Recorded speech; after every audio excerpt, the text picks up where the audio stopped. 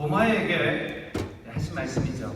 근데 이 말씀은 도마에게만 준 말씀이 아니라 오늘 이 자리에 모인 우리 모두에게 주시는 하나님의 말씀인 것입니다. 오늘 이 말씀을 들으실 때에 여러분 믿음 없는 자가 되지 마시고 믿는 자가 되시기를 바랍니다. 이렇게 딱 하고 설교를 끝내면 정말 좋겠죠. 근데 조금만 더 시간을 보태서 말씀을 전하도록 하겠습니다. 어느 분이 만약에 특별한 사람을 제가 이야기하는 건 아닙니다. 이미 돌아가셨지만 한국에 그래도 경제에 좀 도움을 줬다 이렇게 이야기하신 분이 박정희 대통령이에요. 근데 이 박정희 대통령을 이렇게 어느 정도 우상화하는 작업을 이렇게 하기 시작해서 책을 만약에 지금 시중에 책이 나왔는데 그 내용을 딱 보니까 박정희 대통령이 어릴 때 산에서 발견됐는데 알이 하나 발견된 거예요. 근데 알이 하나 발견됐는데 이 알이 어느 날 딱 깨지면서 딱 보니까 안에서 사람이 딱 태어났어요. 그분이 박정희라는 분이야. 아래에서 이렇게 태어난 거예요. 이분이 딱 이제 대통령이 돼갖고 우리나라의 경제를 살리신 거예요. 그러고는 자기 부하 김재규한테 죽었지 않습니까? 근데 죽은 게 아니라 3일 만에 다시 살아나신다는 거예요. 그러고는 하늘로 올라가셨다. 그러고는 지금 책이 시중에 이렇게 딱 나왔다. 여러분 그 책을 봤을 때 어떠한 감정이 들겠습니까? 내가 존경하는, 내가 좋아하는 대통령이니까 그러한 이야기들이 정말 우리의 삶 속에서 진짜야 이분은 아래서 사람의 몸에서 태어난 것이 아니라 아래에서 태어나셨어. 죽었지만 죽은 게 아니라 살아나셨어. 그리고 여러분 이 사실을 가지고 책을 사람들한테 보여주면서 증거할 수 있겠습니까? 욕먹겠죠. 아무리 그래도 그렇지 이건 너무하다 그러거든. 그러한 책을 가지고 사람들한테 이야기하면 아마 욕먹을 겁니다. 왜? 그 이유는 우리가 다 알고 있기 때문에. 그분이 태어나서 자라서 또 그 사망한 모든 것을 지금 우리가 살고 있는 우리 시대에 일어난 일이기 때문에 우리가 알고 있기 때문에 그러한 이야기들을 만들어낸다는 자체가 있을 수 없는 이야기라는 거죠. 그런데 성경에 보면은 예수님 당시에 예수님이 살아계실 때에 사람들이 쓴 책들이 지금 우리가 지금 읽은 바로 성경이라는 책입니다.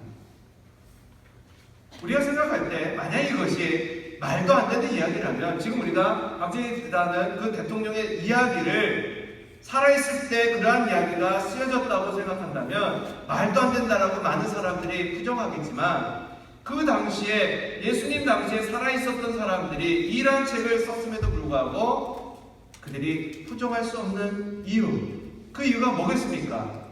그것은 존경해서가 아니라 실제로 있었던 사건이기 때문에 그들이 부정할 수가 없는 겁니다. 예수님의 부활은 만들어낸 이야기가 아니라 신화가 아니라 실제로 역사 속에 있었던 사실이심을 믿으시기 바랍니다. 이 믿음을 우리가 어떻게 간직할 수 있는가? 어떻게 우리가 소유할 수 있는가? 제가 성경 공부 시간 때 늘 하는 질문입니다. 여러분 한글을 누가 만들었습니까? 다시 한번 아마 모세 귀가 아니고 귀에 못이 박히도록 잘 알아들으셔야 됩니다. 귀에 못이 박히도록 한글은 누가 만들었습니까? 세종대왕. 독도는 어느 나라 땅입니까? 대한민국 땅. 혹시 여기 다케시마라고 이야기하시는 분 계십니까? 거북선은 누가 만들었습니까? 우리가 너무도 자신있게 이야기를 하는데 만약에 여러분이 그런 대답을 했을 적에 제가 보셨어요? 그러고 질문을 한다면 어떻게 대답하시겠습니까? 순신이 형이 거북선 만들 때 여러분 그 자리에 계셨습니까? 보셨어요? 세종대왕이 한글을 만들 때 옆에서 여러분 거두셨어요? 또 어떻게 그것을 그렇게 확신하십니까? 어떻게 내가 그것을 지금 믿고 있냐? 실제로 여러분, 우리가 지금 믿고 있는, 내가 알고 있는 그 모든 내용들의 80%는요, 내가 한 번도 보지 못했고 경험해 보지 못한 내용들입니다. 단순히 이것을 우리가 들어서 내가 알고 있는데 이것을 믿음이라고 우리가 확신하고 있는 거죠. 세종대왕이 한글을 만들었다. 우리는 이것을 믿고 있지만, 이거를 부정하지 않지만 어떻게 그 믿음이 나에게 생긴 것인가? 이것이 바로 배워서, 들음에서 생긴 겁니다. 학교에서 또는 TV나 신문을 통해서 들어서 우리가 알게 된 거예요. 그런데 우리는 이러한 내용들을 들을 때요, 의심하지 않습니다. 그냥 당연하다고 생각해요. 그런데 예수님이 부활하셨습니다. 그러면 어떻게 그런 일이 있을 수 있지? 그리고 의심하는 사람들이 많다는 거예요. 근데 앞에서 이야기한 이 내용들, 왜 우리가 이런 것들을 자연스럽게 믿게 됐을까요? 그것은 믿을 만한 사람, 믿을 만한 단체가 그것을 보증하고 있기 때문에 그렇습니다. 학교에서 가르치는 교과서를 통해서 학교에서 배웠기 때문에 우리는 그것을 그냥 그대로 받아들이는 거예요. 그래서 교과서가 얼마나 중요한지 아십니까? 지금 한국에서 지금은 좀 이렇게 그 이야기를 안 하더라고요. 국정교과서 뭐 이러면서 한동안 교과서 문제 가지고 얼마나 시끄러운지 몰라요. 왜? 어떠한 내용이 교과서에 실리냐에 따라서 이것을 가지고 배우는 아이들의 믿음이라는 것이 결정되기 때문에 그래요. 학교에서 책에서 그렇게 써 있으면요, 그 내용을 우리가 그대로 믿기 때문에 무엇을 책에다 기록할 것이냐, 이 내용이 그처럼 중요한 겁니다. 그래서 지금 한국에서 교과서 때문에 얼마나 난립니까? 그 내용이 우리 자녀들한테 주는 영향력이 크기 때문에. 믿을 수 있는 역사학자들이 그것을 연구하고 그 내용들을 그곳에 실었기 때문에 우리는 역사를 배울 적에 그것을 우리가 받아들이는 겁니다. 즉 그곳에 권위라는 것이 있기 때문에, 인정하기 때문에 그것을 우리가 진리로 받아들이는 거예요. 그렇다면 요즘 시중에 팔리는 책들을 보니까 앞에 많은 그 내용들이, 책을 쓰기 전에 그 앞에 기록하는 게 있습니다. 혹시 뭔지 아십니까? 책 앞을 딱 피면은 여러 사회에 인정받는 사람들이 그 책을 꼭 읽어보라고 추천하는 추천서가 그 안에 써 있어요. 옛날에는 자기가 그냥 쓰면은 이것이 책이 팔리든지 읽히든지 그랬는데, 지금은 꼭 책 표지에 보면 누구누구 추천. 그래도 우리가 인정할 수 있는 유명한 사람들이 거기에 추천, 꼭 읽어보세요, 이러고 추천을 하면은 우리가 어느 정도 신뢰가, 믿음이 가게 되는 거죠. 여러분 그렇지 않겠습니까? 여러분이 요즘 어떤 책을 읽어야 될지 그랬을 적에 제가 이거 한번 꼭 읽어보세요, 그리고 추천하면은 여러분들이 어느 정도는 신뢰하는 것처럼 요즘 책에는 많은 추천인들이 있는 책이 좋은 책처럼 그렇게 바뀌어가고 있다는 거예요. 왜 그렇습니까? 그 책에 권위를 부여하는 거예요. 신앙생활도 마찬가지입니다. 우리가 듣고 체험한 이러한 내용들 따라서 우리가 믿음이 생기는 것이 아니라 성경에 있는 내용들을 우리들이 듣고 배울 적에 믿음이 생기는데, 그렇다면 이것이 내가 믿을 만한 내용인가? 누가 이 책을 우리에게 추천하고 있는가? 이걸 먼저 생각해 보면 되죠. 성경은 누가 우리에게 주신 겁니까?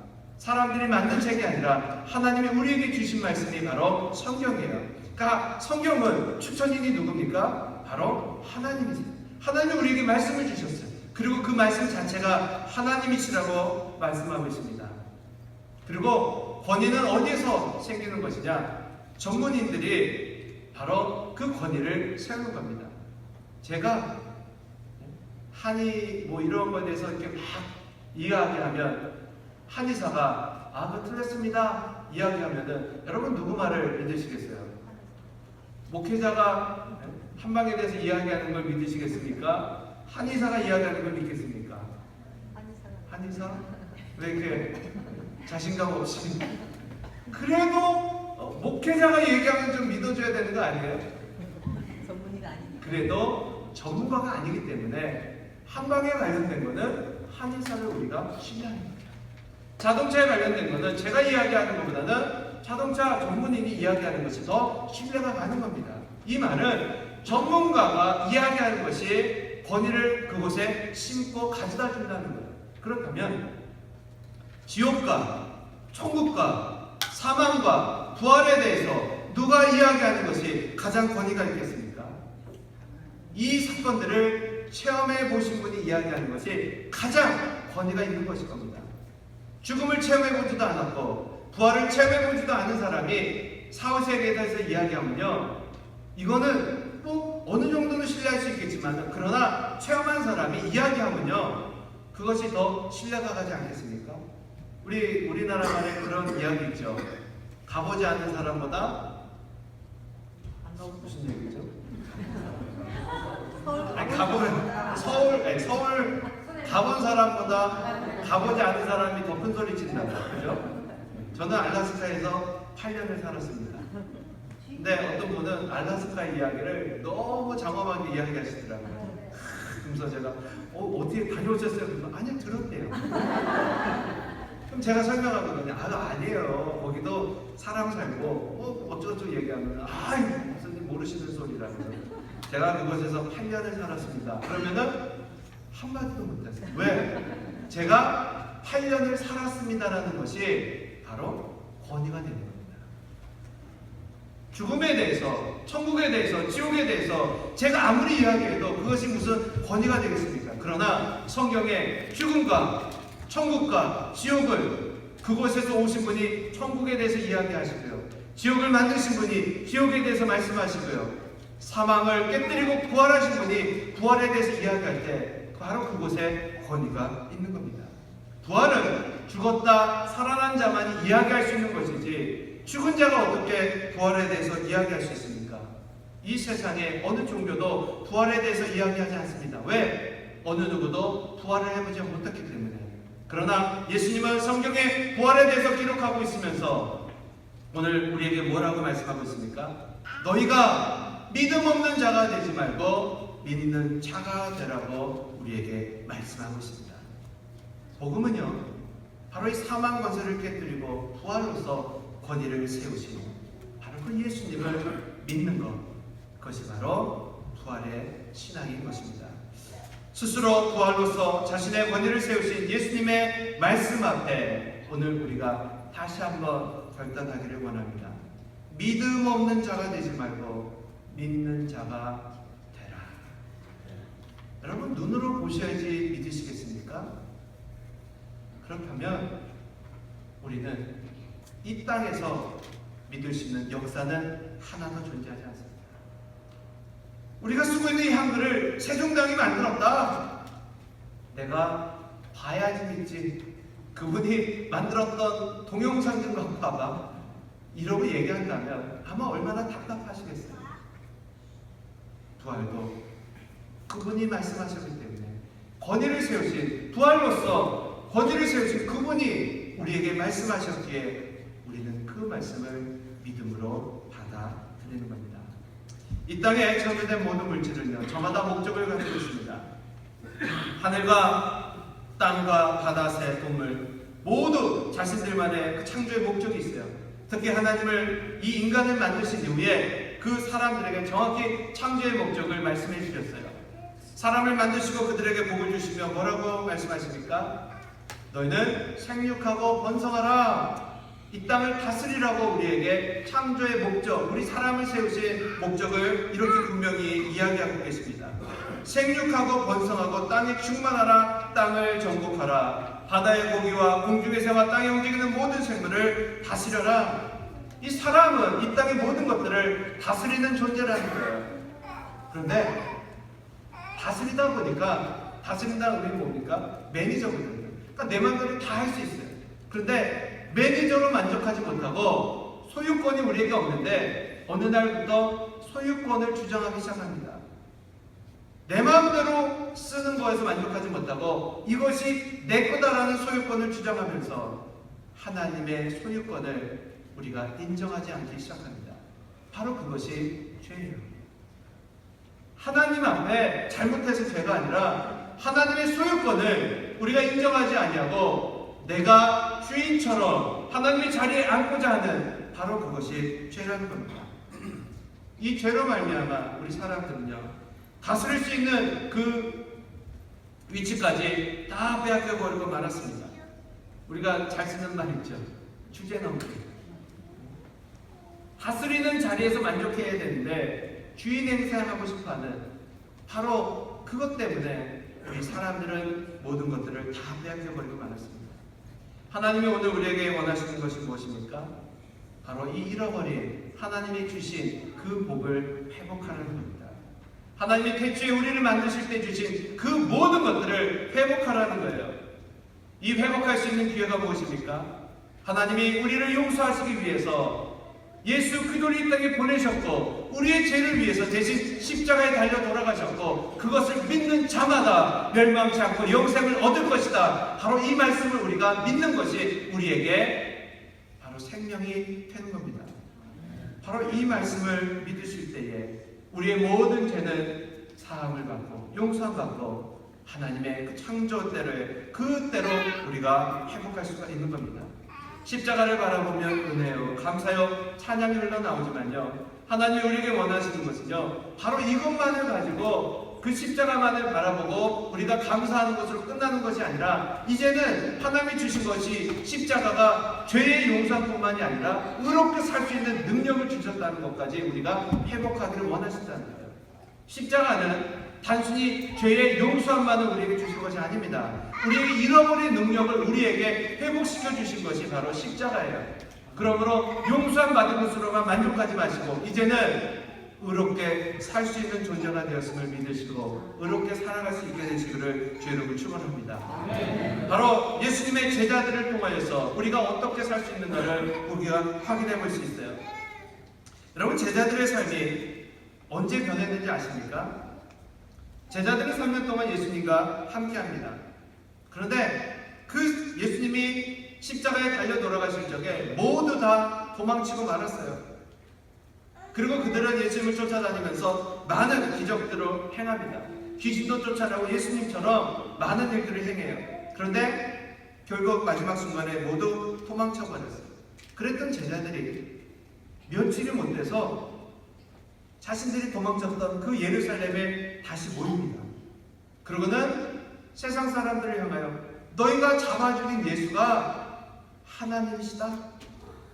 그분이 다시 살아나셨다. 그분을 믿는 자는 영원히 죽지 않는다. 그러면서 복음을 증거하기 시작합니다. 여러분, 이것은 쉬운 일이 아닙니다. 어떤 사람들은 그렇게 이야기를 해요. 예수가 살아난 것이 아니라 제자들이 예수님의 시신을 훔쳐갔다. 그리고 어디다 감춰놓고 살아났다고 거짓말하면서 저렇게 난리치는 거라고. 그런데 살아나지도 않은 예수님의 시신 때문에 그들의 목숨을 걸 이유가 있겠습니까? 그들이 비겁했던 그 제자들이 하나님 앞에, 사람들 앞에 나와서 죽음을 두려워하지 않냐고. 그 복음을 증거했던 사람들은 모두 다 죽었습니다. 십자가에 거꾸로 매달려 죽고요, 목이 잘려 죽고요, 감옥에 갇혀 죽고요, 그리고 이 껍데기가 뺏겨지는 그러한 형벌을 받으면서도 죽어갑니다. 그럼에도 불구하고 두려워하지 않았어요. 그 이유가 뭡니까? 부활의 예수님을 만났기 때문에. 기독교는 예수가 누구신가를 믿는 것이 아닙니다. 오늘 칼럼에 실은 것처럼 기독교는요, 예수님이 부활하신 것을 믿는 겁니다. 부활을 믿는 자들은요, 바로 이러한 신앙을 가지고 그 제자들처럼 자신의 목숨을 두려워하지 않냐고 우리가 살아갈 수 있게 되는 겁니다. 우리의 지혜로, 우리의 머리로는 상상할 수 없죠. 다시 죽었던 자들이 살아났다니. 예수님이 부활하시기 전에 그 무덤에 찾아간 여인들이 있습니다. 이 여인들이 예수님이 다시 살아날 것을 알고 찾아갔을까요? 그렇지 않습니다. 평상시 예수님을 너무나 사랑했는데 그분의 시신에 그 향유라도 좀 바르고 싶어서 찾아간 거예요. 이미 죽었기 때문에 다 끝났지만 그러나 너무도 그리워서 예수님을 찾아간 겁니다. 근데 예수님의 시신이 없어졌어요. 근데 그때 그 여인들이 다시 살아나셨구나 그렇게 기뻐한 것이 아닙니다. 그곳에 있는 그 예수님을, 부활하신 예수님을 전혀 상상도 못한 거죠. 인간의 머리로는, 지혜로는 동산직인 줄 알고, 혹시 이곳에 있던 시신 못 보셨습니까? 그러고는 물어본 거예요, 예수님한테. 이곳에 있던 시신 못 보셨습니까? 그러니까 예수님의 그 부활이 그 여인들에게는 상상할 수 없었던 일이지만은 실제로 그런 일이 일어난 거예요. 엠마오로 갔던 두 제자, 이들도 실망하고, 예수님이 죽자 실망하고 다시 엠마오로 갑니다. 예수님이 살아나셔서 그들과 함께 동행하십니다. 그리고 말씀으로 그들에게 가르쳐 주십니다. 그때 그들 마음속에 깨달음이 있으면서 예수님이 아니신가? 비로소 그때 예수님이 살아나신 것을 알게 되었다는 거예요. 그러니까 예수님이 부활한 것을 처음부터 그들이 믿은 것은 아니라는 거예요. 부활을 믿는다는 것은요, 이처럼 어려운 일입니다. 예수님을 곁에서 섬겼던 제자들마저도 쉽게 믿지 못했던 어려운 이야기예요. 그렇지만 오늘 이 말씀을 통해서 성경이 우리에게 주시는 확실한 그 말씀의 증거는 무엇입니까? 부활의 증거는 무엇입니까? 제자들에게 그 말씀하셨듯이 실제로 그 일이 이루어졌고, 제자들이 부활하신 예수님을 만남으로 변화된 삶을 그들이 살아갔다는 겁니다.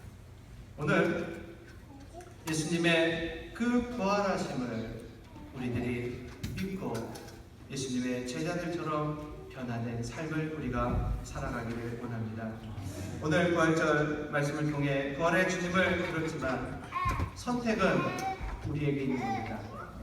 이 부활을 믿을 것이냐, 아니면 이런 일은 우리에게 일어날 수 없는 일이라고 고백하시고 여전히 내가 봐야 믿겠다, 내가 들어야 믿겠다, 내가 만져봐야 믿겠다, 도마처럼 그러한 믿음으로 살아가시는, 그거는 바로 우리의 선택이라는 겁니다. 오늘 성경의 권위, 하나님의 권위를 인정하시며 예수님의 부활을 사실로 받아들이시고, 우리가 역사를 그 권위를 인정하고 그냥 그대로 받아들인 것처럼 성경의 모든 것들을 그대로 받아들이셔서 부활의 예수님과 함께 사망 권세 깨뜨리고 우리가 날마다 승리하시는 저 여러분 되시기를 제 이름으로 축원합니다. 기도하시겠습니다.